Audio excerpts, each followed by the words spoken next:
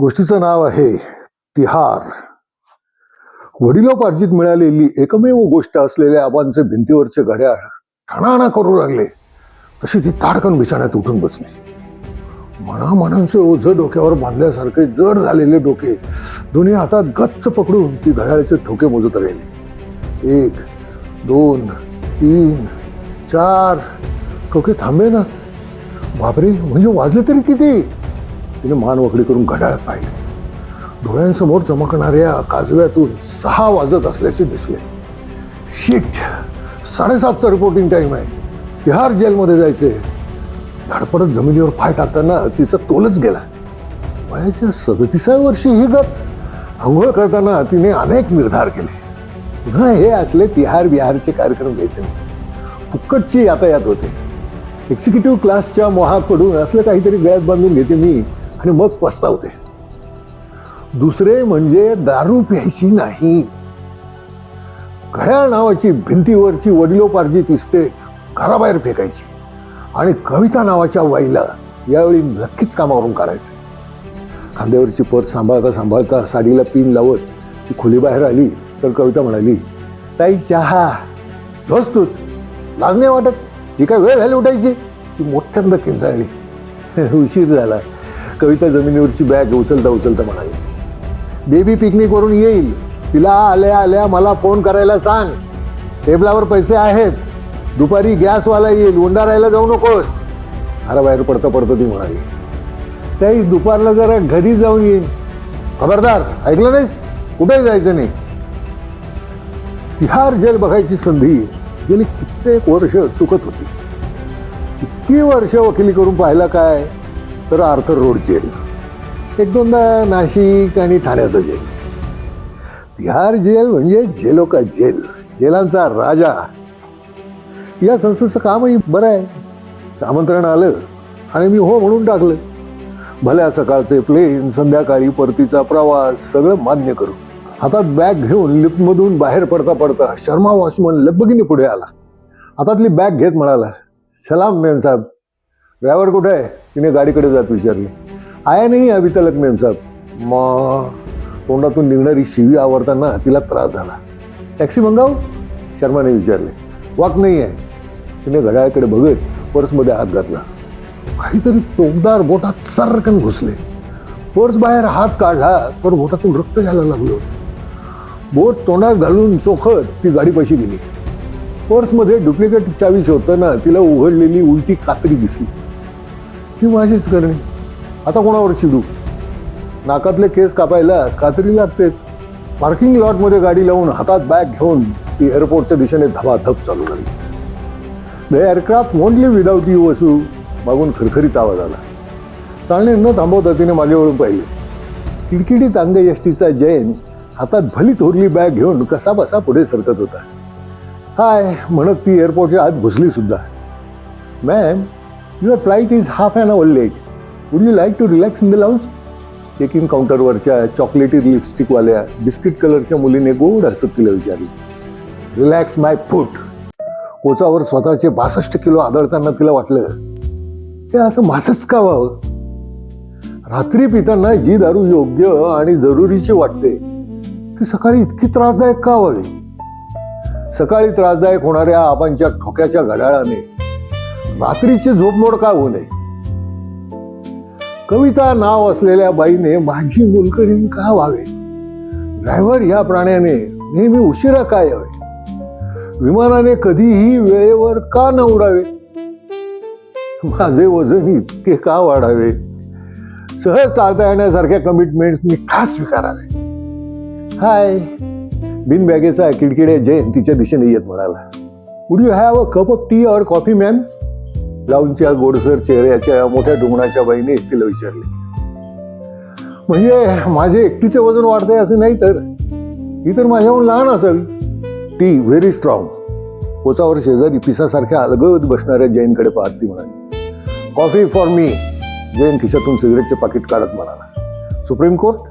त्याने तिच्यासमोर पाकिट धरीत विचारले. No thanks. ती समोर धरलेल्या पाकिटाला म्हणाली. पोटात एक घोट चहाही नसताना सिगरेट म्हणजे कहरच. सुप्रीम कोर्ट नो थँक्स की सिगरेट? तो बोथ, ती कोचावर मागे होत म्हणाली. डोके भणभणत होते, अशक्त अशक्त वाटत होते. रात्री न जेवता झोपल्याचे आठवून स्वतःचाच राग येत होता. घरी पोचायलाच 10:30 होऊन गेले. दातवणीची केस उद्याला लागली. त्याच्याशी बोलणं गरजेचं होतं आणि तो इतका विषयांतर करत होता. सेमिनार, सिगरेटचा झुरका घेताना जैनचा बसलेल्या गालफाडांना केवढे खोल खड्डे पडले. नाही, तिहारला चालले. हो, तो किरण बेदींचा reform in the invest programme. Jain फिस्कन हसत म्हणाला. Prime minister Atal Bihari Vajpayee in his speech to the nation yesterday said that the Lokpal bill would be passed in this parliament session. समोरच्या टीव्हीवरची बाई वाजपेयींचे नाव घेताना तिच्या बॉयफ्रेंडचे नाव घेतल्यासारखी लागली. तुला काय वाटतं, लोकपाल बिल पास करतील? टोपलीभर कायदे रद्द केले त्यांनी, सिगरेटचा झुरका घेत जैन म्हणाला. कसले कायदे होते ते? फॅक्टरीमध्ये कामगारांसाठी मालकाने पाण्याचा मटका ठेवला पाहिजे. स्वातंत्र्यापूर्वीचे होते, आता कूलरचे दिवस आले, जैन म्हणाला. चायनासारख्या माठ वकिलांना डिबार करायचा कायदा कधी येईल या देशात? सकाळी सकाळी त्याच्या सिगरेटच्या वासाने तिच्या पोटात ढवळले. हे असं का होतं?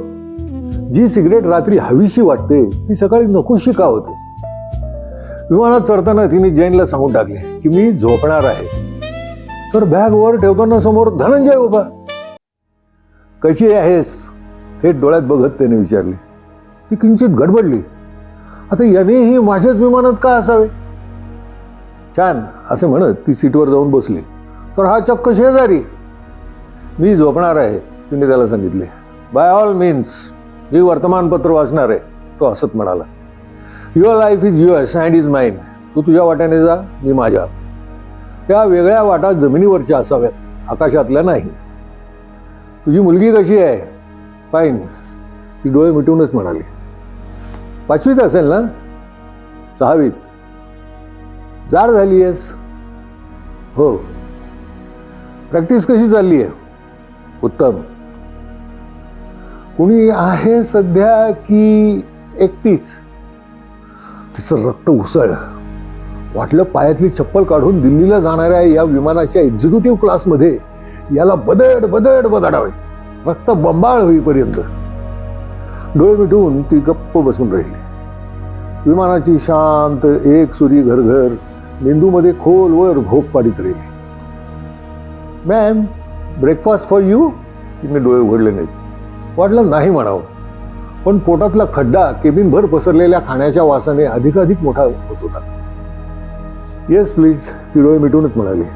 Veg non veg? Non veg, धनंजयचा आवाज तिने ऐकला. व्हेज फॉर मी, ती म्हणाली. ओह, हे कधीपासून? धनंजयचा आवाज तिला नको नकोसा झाला. या माणसाबद्दल एकेकाळी मला प्रेम वगैरे वाटले होते. मचाक मचाक, एअर होस्टेसने दिलेला ब्रेकफास्ट आवाज करत खाणारा धनंजय, जुन्या सवयीचा आणि तरीही परका अनोळखी वाटत राहिला. दिल्लीला सहजच? ऑमलेटचा भला मोठा तुकडा तोंडात कोंबत त्यांनी विचारले. तर काय, अटल बिहारींबरोबर चहा पिन म्हणते. Am I suppose to laugh on that? Choice is yours. तुझी मस्ती अजून गेलेली नाही. तू गेलास म्हणून मस्ती झाली? सध्या कोणाशी करतेस? Are you curious? Why not? बिछाण्यातली तुझी मस्ती मस्तच होती. Could you please clear my tray? आईमधून चालत जाणाऱ्या सुंदरीला तिने पकडले. ही सुंदरी तर मी विश्व सुंदरी. चहा कॉफी काही नाही घेणार मॅम? तिच्या समोरचा ट्रे उचलत सुंदरीने विचारले. नो थँक्स, असे म्हणत तिने खुर्ची मागे सरकवायचे बटन दाबले आणि अंगभर पदर सावरून घेत डोळे मिटले. टी, कॉफी और मी? तिच्या बाजूला झुकत धनंजयने विचारले. क्षणभर तिला वाटले हे छान आहे, जुने, ओळखीचे आणि हवेसेही आहे. Grow up Dhananjay, times have change, think of something new. डोळे न उघडता ते म्हणाली. खूप गोष्टी शिकलोय. दिल्लीत कुठे उतरणार आहेस? तिच्या अंगाला अधिकच खेटत त्याने विचारले. तिला वाटले आता सगळे बंध धडाधड तुटणार. इतक्या निकराने आवळून धरलेले सगळे काही क्षणात मोकळे होणार. I am sorry, did I disturb you? जयंतचा खरखरीत आवाज कानावर पडला आणि तिने पटकन डोळे उघडले. धनंजय खिडकी बंद करायचं नाटक करू लागला. Thanks Jain, you in fact saved me from a virtual. तुला रेप असं म्हणायचं होते, पण ती मुद्दामच थांबली. धनंजयने ती संधी बळकावली. तो म्हणाला, सो जैन साहेब, तुम्ही पण राजधानीकडे? दिल्लीला जाणाऱ्या विमानात बसून चेन्नईकडे तर नाही जाता येणार. मोठा जोक मारल्यासारखा जैन म्हणाला आणि स्वतःच कदा कदा असला. मग जैन आणि धनंजयच्या धंद्याच्या गप्पा सुरू झाल्या आणि डोळे मिटून ती शरीर शांत करत राहिली. रात्रींचे दिवस करून स्वतःशी लढून झगडून अंमलात आणलेले निर्धार क्षणात कोसळून कसे पडतात. ज्यांनी कायदे बनवायचे त्यांनीच ते तोडायचे आणि शिक्षाही भोगायची त्यांनीच.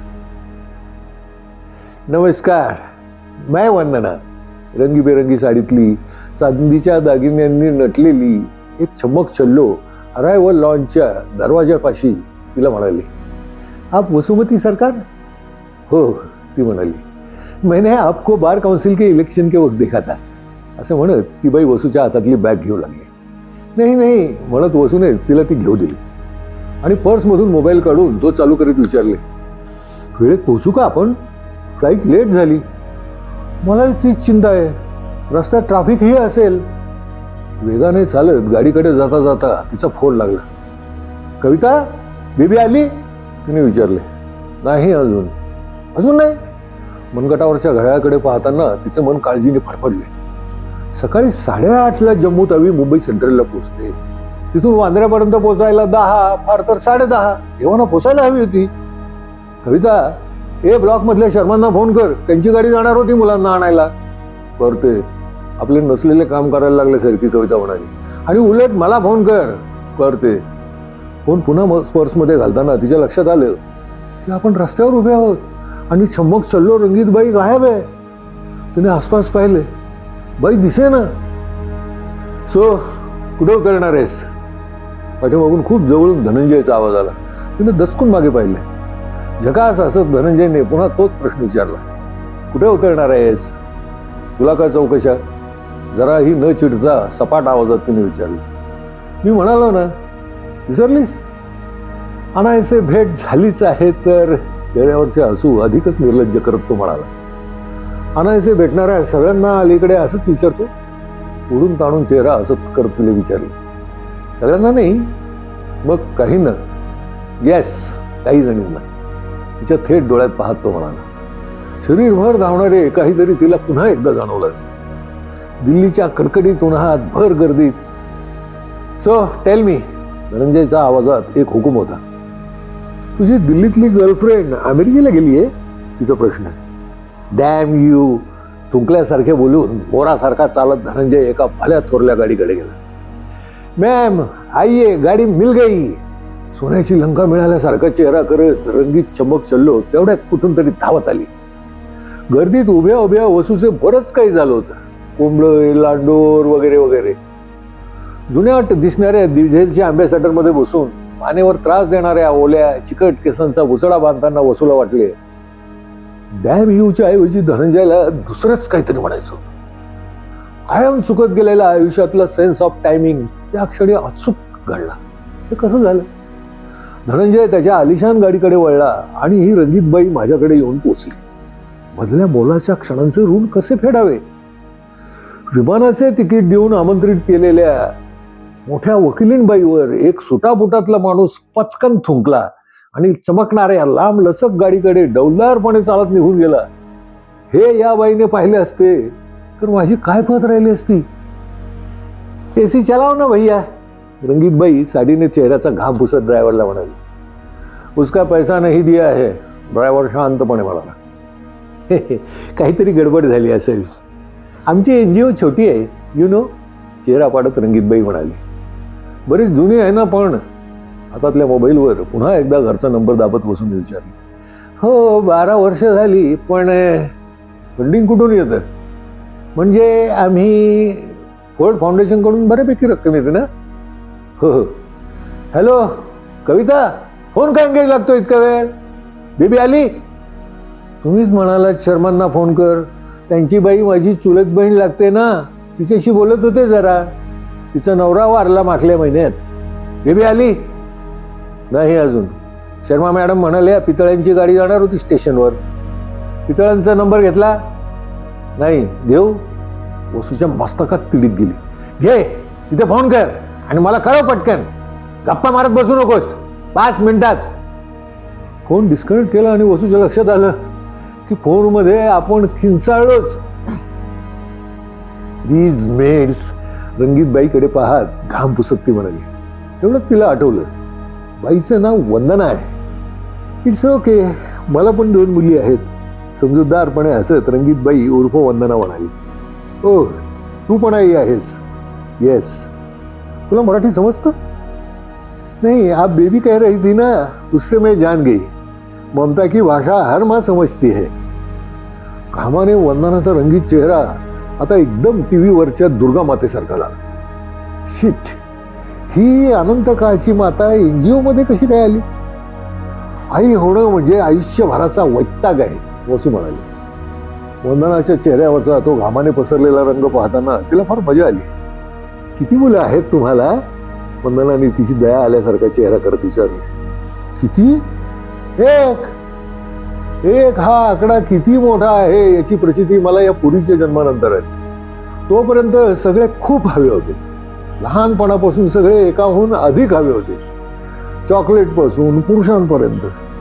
लग्न करू असा आई अप्पांपासून चुलत आजीपर्यंत सगळ्यांनी घोषा लावला तेव्हा प्रश्न पडला होता, आयुष्यभर एका पुरुषाबरोबर कसं राहायचं? तुमचा नवरा काय करतो? वंदना आता इंचाने पुढे सरकत होती.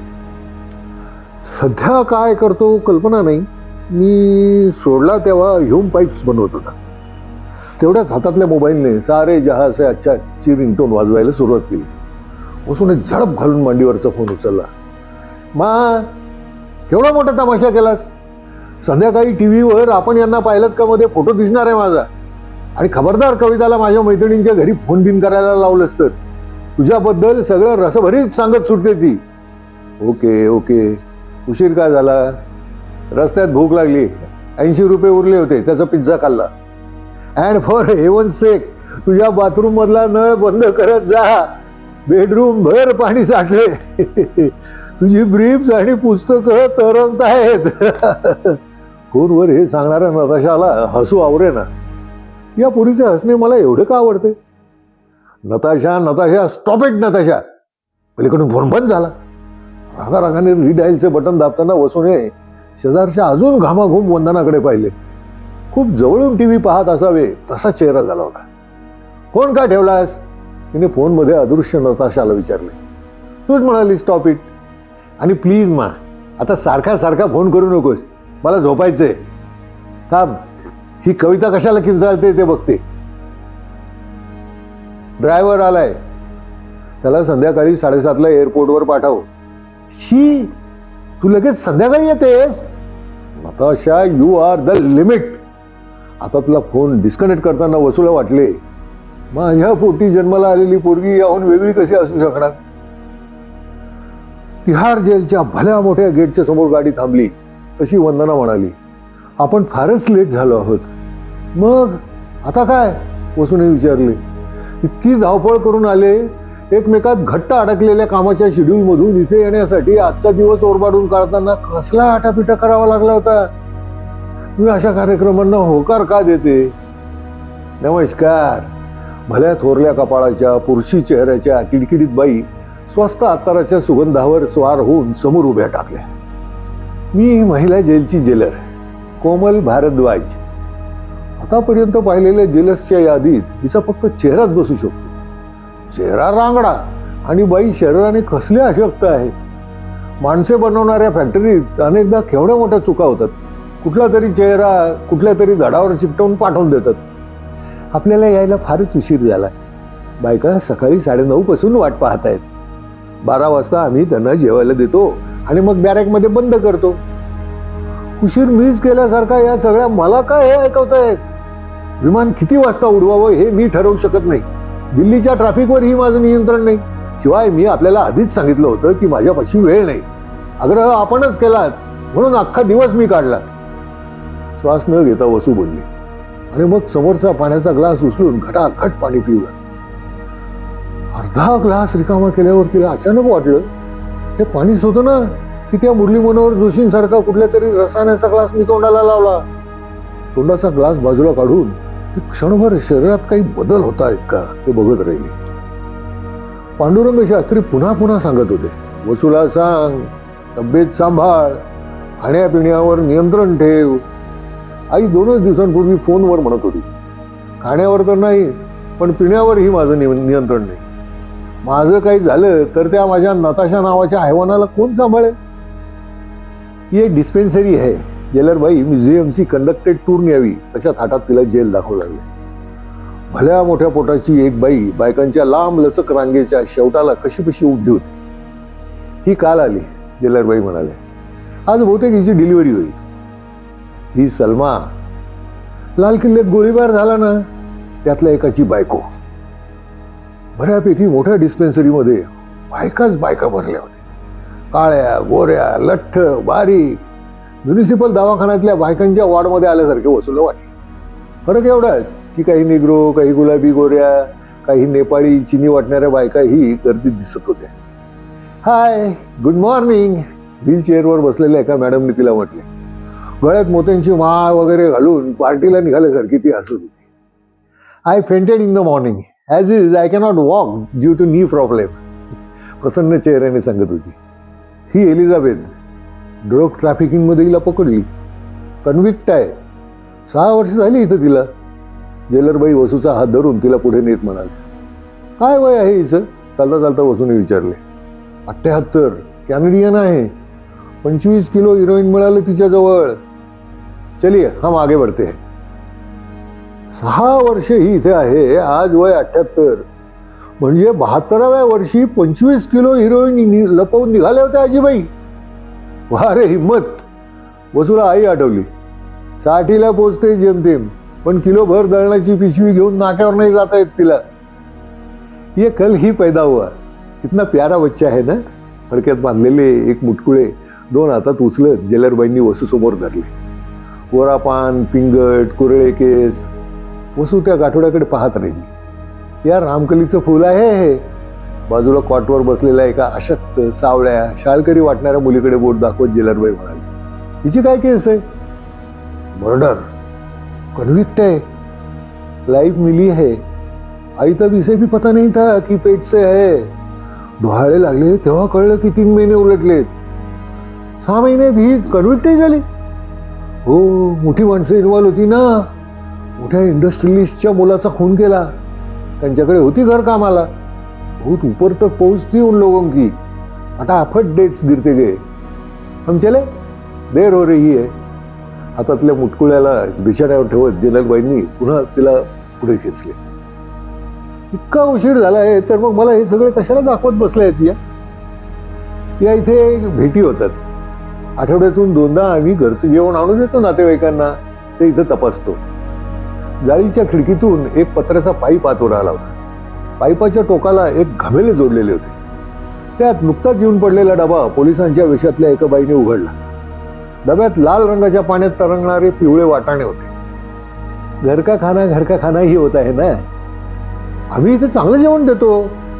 4 चपात्या, भाजी, डाळ आणि भात. शिवाय आमचं एक दुकान आहे. तिथं बिस्किट, चॉकलेट, चकल्या वगैरे मिळतात. पैसे देऊन कुपन्स विकत घेतली तर या वस्तू बायकांना विकत घेता येतात. आठवड्याला 25 रुपयांची. कोरोना कर्कश बेल अचानक वाजायला लागली आणि ती थांबेच ना. जेवणाची वेळ झाली. जेलरबाई शांतपणे म्हणाले. एवढा वेळ काय बसलेली एनजीओ वंदना कुठून तरी धावत आली. जेवणाची वेळ झाली. जेवल्यावर सगळ्यांना बॅरॅकमध्ये बंद करून टाकतील. मग आपल्या कार्यक्रमाचं काय? मी जमुना मॅडमना काय सांगू? त्या पत्रकार बायकाही ताटकळत आहेत. तिच्या चेहऱ्यावरचा रंग एव्हाना घामाने पार झळून गेला होता. डोळ्यांच्या 2 काजळाच्या डब्या झाल्या होत्या आणि लिपस्टिक कच्ची चावून खाल्ल्यासारखे ओठ दिसत होते. हे सब क्या हुआ? मेरी तो नोकरी ही गई समजो. वंदनाच्या डोळ्यात आता पाणी तराळायला लागले होते. Relax Vandana, it's not my fault. त्या बाई मला जेल दाखवत बसल्या तर मी काय करू? वेळेचं भान त्यांनाही असेल असं मला वाटलं. वसूला गंमतच वाढली.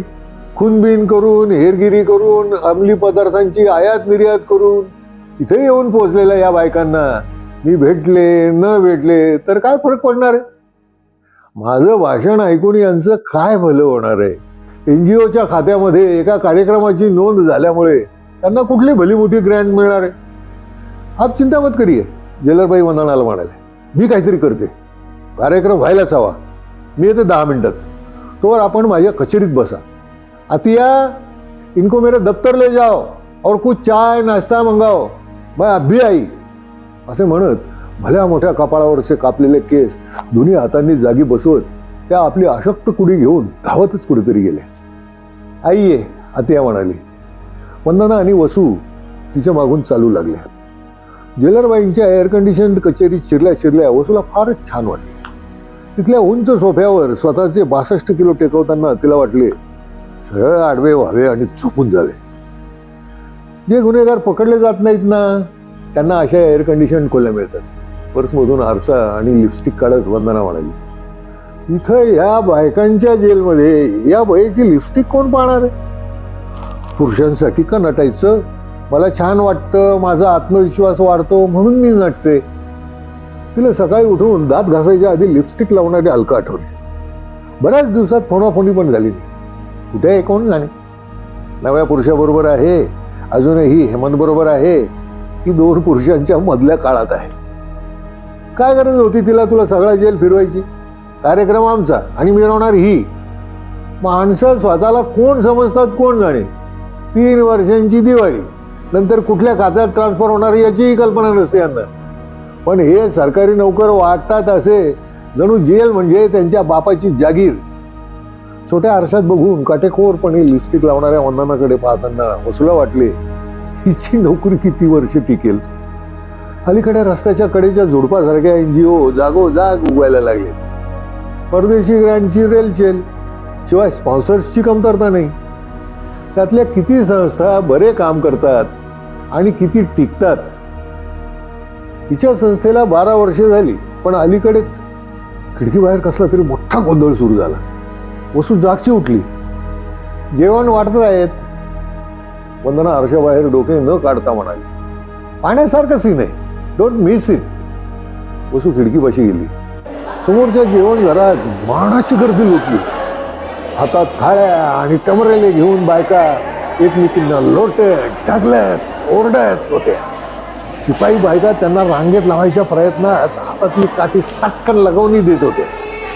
बायकांच्या कडेवरची पोरे रडत होती. देखणे लायक आहे ना नजारा? डोळ्यात काजळ रेखता रेखता वंदना म्हणाली. जेवण वाटणाऱ्या बायका सिनियर कन्व्हिक्ट्स आहेत. त्यांच्या आवडत्या खास बायकांना त्या भरपूर जेवण देतात. ज्यांच्यावर सूड उगवायचा असतो उपाशी सुद्धा राहतात. जेलरबाईंनी आतापर्यंत जेलबद्दल दिलेली माहिती आणि समोर दिसणारे दृश्य यातल्या अंतर पाहताना वसूला मजा आली. या देशातल्या तुरुंगात हे असे होत नसेल असं मला का वाटले? खोटे नाटे सांगण्यात जेलरबाईंनी मुद्दामच वेळ काढला असे समजावे तर कार्यक्रम व्हावाच म्हणून खास परवानगी घ्यायला त्यांनी धावत पळत का जावे, तेही मला इथं सोडून? वसू, तू स्वतःला नक्की कोण समजतेस? या देशाच्या न्याय व्यवस्थेला देवानं दिलेलं वरदान? तुझ्यामुळं काय फरक पडणार आहे? कुणामुळेही काय फरक पडणार आहे? आहे हे सगळे याहून बिघडत पुजत नासतच जाणार. त्याआधी आपल्या हाती खाता येण्याजोगं किती लागते हा प्रश्न महत्वाचा. देसाई साहेबांनी परवाच पुन्हा एकदा खोकत खोकत जीव कासावीस होत असतानाही घेतलेलं बौद्धिक तिला आठवलं. You can't fight the system, so join them, Vishwas नेहमी म्हणतो. खिडकीच्या गजानं अडून पोटे भरण्यासाठी माजलेला हलकल्लोळ पाहता पाहता वसूला वाटले आपण जगायला नालायक आहोत हे आतापर्यंत आपल्या आयुष्यात आलेल्या तमाम पुरुषांनी केलेलं वक्तव्य पूर्णपणे खरं आहे. इतकी वर्षे वकिली करून जातीवंत गुन्हेगार पाहूनही आपल्याला आजवर असे वाटत होते की तुरुंगाच्या गजा आडून बाहेरचं जग असं दिसत असेल. आता समोर भटारखाना दिसतो आहे तसे. पोटाची खळगी भरण्यासाठी एकमेकांवर कुरघोडी करणारे माणसाच्या जातीचे प्राणीच प्राणी. का वाटले मला असे की जो जीव मी माझ्या प्रयत्नाने किंवा प्रयत्न फसल्यामुळे तुरुंगात पाठवते तो इथे येऊन आयुष्याच्या बाबतीत पराकोटीचा निराश आणि निरस होत असेल. इथे तर एक तसलेच विश्व त्याच्यासाठी तयार आहे. भरीक फक्त छोटा, गरजा त्याच. पोटातली भूक, आजाराला औषध. कुठून येते ही जगण्याची दुर्गम्य इच्छा? कैसा लगा बाहेर का नजारा? हाताच्या मनगटावर लांब लचक केस गुंडाळून बुचाडा बांधणाऱ्या वंदनाने विचारले. हिचा शृंगार संपणार कधी? चलो हो गया इंतजाम. जेलरबाई घामाघूम होऊन एवढ्यात आत शिरल्या. आता यांचं जेवण झालं ना की तासभर कार्यक्रम आटोपून मग बंद करू त्यांना. परवानगी मिळाली असे म्हणत त्या टेबला मागच्या आपल्या खुर्चीत बसल्या. त्यांच्या स्वस्त अत्तराचा वास आता घामात मिसळल्यामुळे अधिकच तीव्र झाला. आप कुछ लीजिए ना. सगळं आमच्या बायकांनीच बनवलंय, खाऊन तर बघा, त्या वसूला म्हणाले. वसूने टेबलावरच्या ट्रेजकडे पाहिले. शेव, चिवडा, बिस्किटे, कुकीज सगळं काही बशांमध्ये रांगोळी काढल्यासारखं लावून ठेवलं होतं. जेवणाच्या वेळी हे असले शेव चिवडा प्रकरण खायचे? तिच्या पोटात भुकेचा डोब उसळला होता. खिडकीतून बटारखान्यातल्या जेवणाचा येणारा खमंग वास मगापासून त्रास देत होता. मला बटारखान्यातलं काही खायला मिळेल का? जेवणाची भूक लागली हे प्रकार खाण्यापेक्षा तिने पटकन म्हणून टाकले. जेलरबाईंचा चेहरा मजेशीर झाला. तो पुन्हा पूर्ववत करायचे त्यांचे प्रयत्न पाहताना वसूच्या लक्षात आलं की शेव चिवडाच खायला लागणार. नाही म्हणजे ते खाणं तुम्ही खाणार म्हणजे? कोण? त्या बायका तर खात आहेत. शिवाय तुम्ही मगाशी म्हणालात की आम्ही चांगलं जेवण देतो. हो हो, जेवण चांगलंच असतं, पण ते त्यांच्यासाठी. म्हणजे म्हणजे मला परवानगी काढायला लागेल. मी नेहमी घरून डबा आणते, पण आज माझा गुरुवार आहे, नाहीतर माझ्या डब्यातलं खाल्लं असतं आपण. आता चहाचा ट्रे घेऊन तेवढ्यात आतिया आली. चाय लेंगे या काफी? तिने ट्रे टेबलावर ठेवत विचारली. इथून कार्यक्रम संपवून थेट विमानतळाकडे जावं लागणार. 6ची फ्लाईट म्हणजे 5चं रिपोर्टिंग. विमानात काहीतरी बुळबुळीत स्नॅक्स मिळणार. वसूने मनाशी जेवण कधी मिळेल याचे गणित घातले आणि मुकाट्याने चिवड्याच्या बशीला हात घातला. चहा ओतून आतिया जाऊ लागली तशी वंदना तिला म्हणाली, बैठो ना आतिया, तुम भी लो. आतिया घुटमळली. तिला यातलं नाही खाता येणार. कायदा आहे ना, ती कन्व्हिक्ट आहे. म्हणजे स्टोअरमधून विकत घेता येतं त्यांना आणि ती जेवेल ना आता. वसूला गंमत वाटली. आतियाचं जेवण मला जेवता येत नाही. माझ्या समोर ठेवलेले पदार्थ आतियाला खाता येत नाही. कारण कायदा. या कायद्याचा अभ्यास करण्यासाठी मी आयुष्यातली 5 वर्षे खर्च केली आणि सनद मिळाल्यापासून तो कसा मोडता येतो, कुठे वाकवता येतो याचाच व्यवसाय करते आहे. आतिया खोलीबाहेर गेली. मी जेलरबाई म्हणाल्या, लाईफ मिला है इसे. काय गुन्हा? बिस्किट तोडता तोडता वसूने विचारली. नवऱ्याचं इंद्रियच कापून टाकलं तिनं. मी हसत बाई म्हणाल्या, ओ हीच का ती इंडियाची लोणा बॉबीट? चिवड्याचा पोकाणा भरलेली वंदना जवळजवळ किंचाळलीच. वसूला 7 एक वर्षांपूर्वी देशभर गाजलेली केस आठवली. पण हिचं नाव तर अनिसा बेगम. हो, ते कागदोपत्री होतं. तिला सगळे आतियाच म्हणतात. तिलाही तेच आवडतं. कागदोपत्री नाव बदलून घ्यायचा हट्ट होता तिचा. आम्ही समजावलं, इथला कायदा किचकट. नाव बदलल्यामुळं केस पुन्हा गडबडणार तिची. जेलरबाई म्हणाले, कशी वाटली आमची बिस्किटं? बाहेर मोठी मागणी आहे आमच्या मालाला. तुमच्या मुलीसाठी घ्यायचीत विकत? वंदनाने विचारले. आणि वसूला एकदम नताशाची आठवण झाली. तिने मनगटावरच्या घड्याळात पाहिले. 1 वाजत होता. काय करत असेल बया? पिझ्झा खाऊन झोपली आहे म्हणजे आता दुपारी 3-4 वाजेपर्यंत काहीही खाणार नाही ती. फोन करणं शक्यच नव्हतं. जेलमध्ये शिरताना पर्स, मोबाईल सगळं गेटवर ठेवून यावं लागलं होतं. ट्रे घेऊन जायला आतिया येईल म्हणून वसू वाट बघत राहिली. तर पुन्हा एकदा ती कर्णकर्कश घंटा वाजली. वसूला वाटले आबांचे ठोक्यांचे घड्याळ तुलनेत फार कर्णमधुर आहे. शिवाय ते जरूर तेवढेच ठोके देऊन थांबते. ही घंटा तर. एवढ्याशा हॉलमध्ये दाटी वाटीने बायका बसवल्या. हॉलमधल्या कुबट कुचकट वासाने जेलरबाईंच्या अत्तरावर केव्हाच मात केली. वसूला वाटलं खाल्लेली चिवडा बिस्किटं बाहेर येणार. हाताशी पर्स ही नव्हती, नाहीतर एखादी लवंग खाल्ली असती. पी पू आवाज करणाऱ्या माईकवरून एक जाडसर मोठ्या कुंकवाची बाई न संपणारं स्वागतपर पद्य म्हणत होती.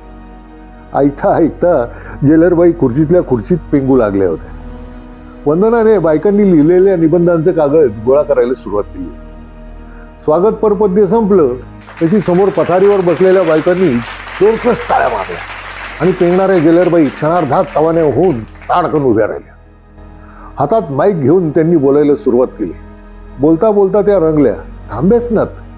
समोरच्या बायका सुळसुळ करू लागल्या. तशी शेजारच्या खुर्चीत येऊन बसलेल्या वंदनाने हळूच तिला म्हटले, देर से देर 3:30 बजे हमें यहाँ से निकलना चाहिए, वरना ट्रॅफिक बढ़ जाएगी. असं हायपणे तिने आपल्याच आवाजाच्या प्रेमात पडलेल्या जेलरबाईंकडे पाहिली. आज की हमारी मेहमान बहुत दूर से आई है, वो बहुत ही बड़ी वकील है. वसूचे डोळे अतियाला शोधत राहिले. जेलरबाईंचे भाषण संपले तशी बायकांनी पुन्हा एकदा टाळ्यांचा गजर केला. वसूच्या हातात माईक आला तशी हॉलच्या दरवाजात येऊन थांबलेली अतियातला दिसली. क्षणात वसूने ठरवले, भाषण बिषण द्यायचं नाही, गप्पा मारायच्या. आज मला तुम्हाला सगळ्यांना भेटायला मिळालं याचा फार आनंद झालाय. आज तुम्ही सगळ्यांनी एका निबंध स्पर्धेत भाग घेतला आहात असं मला कळलं. काय विषय होता? बायका चिडीचूप. अरे, मी हॉलमध्ये आले तेव्हा तुम्ही सगळ्या आपापसात मोठमोठ्यांदा बोलत होतात, आता गप्प का झालात? वसूने हसून विचारले. पाहुण्यांनी बोलायचं आणि त्यांनी ऐकायचं अशी शिस्त आहे इथली, जेलरबाई म्हणाले. कुणी ठरवलं असं? मी थोडीच जेलमधली ऑफिसर आहे. मी शिस्त मोडते आज, करा मला शिक्षा. वसूने जेलरबाईंकडे पाहत म्हटले. आपला भला थोरला चेहरा वेडा वाकडा चुरगळत त्या तोंड भरून हसू लागले. शिस्त मोडणाऱ्यांना शिक्षा हवीच. तुम्ही सगळ्या इथं का आहात? बाहेरच्या समाजाची जगण्याची जी एक शिस्त आहे ती तुम्ही मोडलीत. निदान असं समाजाला वाटलं. समाजातल्या शिस्तीचे कायदे बनवणाऱ्यांना वाटलं. हे कायदे बनवले कुणी? तुमच्या आमच्या सारख्या माणसांनीच ना. नाही बीबी, कायदा मर्दों ने बनाया. समोरच्या गर्दीतून एक दबला आवाज आला. वसू खुश झाली. जेलरबाई तर फारच खुश झाल्या. पुरुष काय माणूस नाहीये, जानवर है. पुन्हा एक आवाज आला. असं का वाटतं तुम्हाला? जनावरं वाईट असतात? पुन्हा शांतता पसरली. आजच्या निबंधाचा विषय मला कोणी सांगेल का? वसूने विचारले. गर्दीत नुसतीच चुळबुळ चालू राहिली. हे पहा, तुम्ही बोलणार नसाल तर मी निघते, नाहीतरी मला उशीरच होतोय. सांगा की आज तुम्ही कुठल्या विषयावर लिहिलात? जेलरबाईंनी आवाजात जरा बाणात विचारले. मॅडम इतक्या दुरून आल्यात. शादी एक गठबंधन. शाळेतला एक साथ नमस्ते सारखा जबरदस्त आवाज आला. मी बरोबर ऐकलं? काय विषय होता? तिने वंदनाकडे वळत विचारले. सही सुना, शादी एक गठबंधन. हसत हसत वंदना म्हणाली. वसूला कपाळावर हात मारून घ्यावंसं वाटलं. हा विषय यांना कुणी दिला? आमच्या मॅडमनी, वंदना म्हणाली. सध्याचे समाजसेवी संस्थांचे निश्चितच काही खरं नाही. कुणी कुणी भाग घेतला? बरेचसे हात वर झाले. तू सांगशील मला काय लिहिलंस ते? मागच्या कोपऱ्यातल्या एका तरुण मुलीकडे बोट दाखवीत वसू म्हणाली. मुलगी तिसरीकडेच पाहू लागली. ठीक आहे, तुम्ही सांगा. समोरच बसलेल्या एका बाईंना वसूने सांगितले. त्या लगबगीने उठल्या. बसूनच बोला. शादी एक गठबंधन है, बिलकुल है. ताट उभ्या राहा, डोक्यावरचा पदर सावरत त्या म्हणाल्या. जन्म जन्म का बंधन है ये. न संपणारं नातं आहे. वरतीच निश्चित होतं ना हे. आपल्या हातात काहीच नसतं. सावित्रीनं सत्यवानाचे प्राण वाचवले तसे बाईनं पुरुषाचे प्राण वाचवायचे असतात. आम्हाला हेच शिकवलं. हाच आमचा धर्म आहे. बाई बोलत राहिल्या. पण मग गठबंधन काय आहे? वसूने पुन्हा विचारले.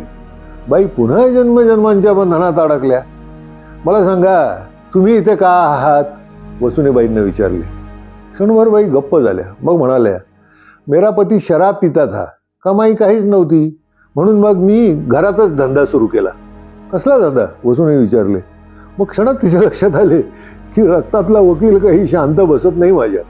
सगळं काही वदवून घ्यायचं, नाही नाही ते प्रश्न विचारायचे. बरं, मग आपण काही विचारलेच नसल्यासारखी ती पुढे गेली. एक रात में एक आदमी आया, उसके पीछे 3 लोग आए. बाचाबाची झाली, त्यातल्या एकाने सुरा मारला, हा पडला, तर ते पळून गेले. मी त्याचा सुरा काढायला गेले तर मलाच धरली पोलिसांनी. फिंगरप्रिंट सापडल्याचे. नवराही घरातच होता. 4 मुलं आहेत. लाईफ मिळाले. जेलरबाईंनी पुष्टी जोडली. तुमचा नवरा तुमच्या मदतीला आला? पिऊन धूत होता ना तो.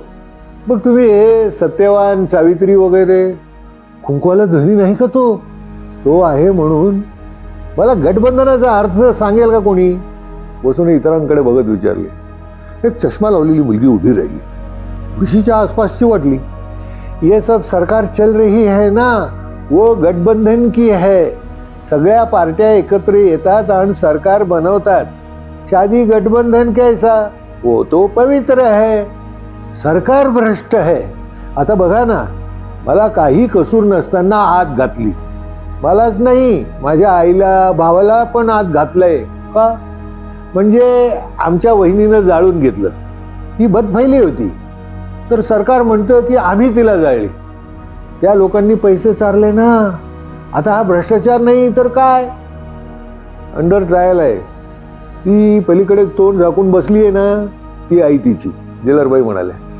मग तू काय ठरवलंय? तू लग्न करणार? हो, इथून गेल्यावर मी लग्न करणार, पण नवऱ्याला मी देव मानणार, त्याने सांगितलेलं ऐकणार. तुम्ही इथे का आहात? एका नाकी डोळी निटस गोरटेल्या बाईला वसूने विचारले. ती उभी राहिली. पदराचे टोक चावत खाली पाहत राहिली. तुम्हाला काय वाटतं? ती बोले ना. काय केस आहे? वसूने जेलरबाईंना विचारले. म्हाताऱ्या माणसाशी लग्न लावून दिलं होतं तिचं. त्यानं धंद्याला लावली. खूप मारायचा, उपाशी ठेवायचं. हिने त्याचा खून केला. लाईफ मिळालंय. वसूला जेलरबाईंच्या स्मरणशक्तीचे कौतुक वाटले. एक एक केस त्यांना तोंडपाठ होती. लाईफ मिळाले हे सांगायची त्यांची ढब वेगळीच होती. जन्मठेपेची शिक्षा झालेल्या बाईला लाईफ कशी मिळते? उरका आता, उशीर होते मॅडम, वंदनाने हळूच तिच्या कानात सांगितले. वसूला वाटले उठू नये. घाण वास नाकाला आता जाणवतही नाहीये आणि उकाड्याची सवय झाली आहे. समोर बसलेल्या या बायकांना ओरडून सांगावे की बायांनो, कसले जन्मजन्मांतरीचे बंधन, कसला कुंकवाचा धनी आणि कसली करवा चौथ. तुम्ही तुरुंगात आहात. घरच्या लक्ष्मीला तुरुंगात जाण्यासारखी परिस्थिती निर्माण करणारा पुरुष देव कसा? त्याची पूजा का करायची? पण असलं काहीही न बोलता तिने शिस्तशीर समारोप केला. मला इथे बोलावलेत, माझ्याशी गप्पा मारल्यात, त्याबद्दल मी आपली आभारी आहे, वगैरे वगैरे वगैरे. खुर्चीतून उठून दरवाजाकडे जाताना एक बुटकीशी मुलगी तिच्यासमोर उभी राहिली. मॅडम, आपकी शादी हुई है? तिने विचारले. मंगला ऐसे नाही पूछते, जेलरबाईंनी तिला दटवले. विचारू दे की, वसू म्हणाली. हो, माझं लग्न झालंय, पण आता ते मोडलंय. जरा जास्तीच अभिमानाने म्हणत ती पुढे जाऊ लागली. तभी चहा पैसा बोला. वसू थबकली. काय बोलले मी? ये सब लग्न करणार का? कशाला करणार? मॅडम, तुमचं लग्न का मोडलं? हा चलिए आगे, वो पागल आहे, असे म्हणत जेलरबाईंनी वसूला पुढे ढकलले. माझं लग्न मोडलं कारण माझा नवराही तुमच्या नवऱ्यासारखाच नालायक होता, वसू पुढे जात जात म्हणाली. पण तुम्ही त्याला सोडू शकलात ना. मला ते पण नाही जमलं, म्हणून मी त्याला मारूनच टाकला, मंगला शांतपणे म्हणाली. वसूला वाटले की यावर व्हेरी गुड म्हणावे की ठीक आहे म्हणावे. कपभर चहा घेऊन जा, जेलरबाई त्यांच्या कचेरीपाशी आल्यावर म्हणाले. वसू मागच्या वंदनाने घड्याळ पाहिले. नाही नाही, अब निकलना चाहिए, ती म्हणाली. वसूला वाटले आतियाला भेटायची संधी हुकली. चहा घेऊन ती नक्कीच आली असती. गेटपर्यंत पोचवायला जेलरबाई आल्या. परत या, आपल्यासारखी माणसं येतात, त्यामुळे जरा बदल घडतो आमच्या बायकांना. आणखी काय करणार आम्ही त्यांच्यासाठी, नाही का? मनापासून त्या म्हणाल्या. हातात पर्स आल्या आल्या वसूने मोबाईल बाहेर काढला. 14 मिस्ड कॉल्स. तिने जेल बाहेर जाता जाता नंबर पाहायला सुरुवात केली. विश्वासचे 3 कॉल्स, ऑफिसमधून 2. नताशाने एकदाही फोन केलेला नव्हता. भल्या थोरल्या गेटच्या कोपऱ्यातले छोटे दार उघडले.